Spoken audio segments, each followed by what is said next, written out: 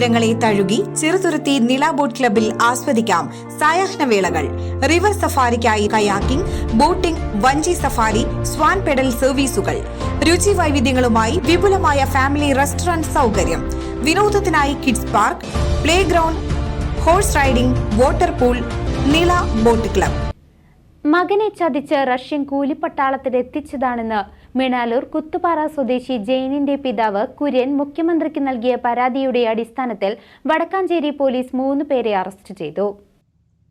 Russian കൂലിപ്പട്ടാളത്തിലേക്ക് recruitment ചെയ്ത മിണാലൂർ കൂത്തുപാറ സ്വദേശി ജെയിനിന്റെ പിതാവ് കുര്യൻ മുഖ്യമന്ത്രിക്ക് നൽകിയ പരാതിയിൽ 3 പേരെ വടക്കാഞ്ചേരി പോലീസ് കസ്റ്റഡിയിലെടുത്ത് റിമാൻഡ് ചെയ്തു. തയ്യൂർ സ്വദേശി സിബി, എറണാകുളം സ്വദേശി സന്ദീപ്, ചാലക്കുടി സ്വദേശി സുമേഷ് ആന്റണി എന്നിവരെയാണ് കസ്റ്റഡിയിലെടുത്തത്.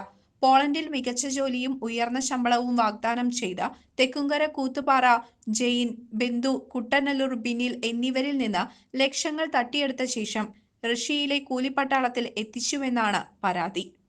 കിട്ടിയ സൂചനകൾ അനുസരിച്ച് എഗ്രിമെന്റ് വഴിയാണ് യുവാക്കൾ റഷ്യയിലേക്ക് പോയത് എന്നും ഏജന്റുമാരിൽ 2 പേർ സന്ദീപ്, സുമേഷ് ആന്റണി റഷ്യൻ പൗരത്വം ഉള്ളവരുമാണ്. അതിനാൽ ഇവർക്കെതിരെ നിയമ നടപടികൾ സ്വീകരിക്കുന്നതിന് സാങ്കേതികമായ തടസ്സമുണ്ട് എന്നാണ് അറിയുന്നത്. ജെയിനിന്റെയും ബിനിലിന്റെയും ബന്ധുക്കളുടെ മൊഴിയും പോലീസ് രേഖപ്പെടുത്തി.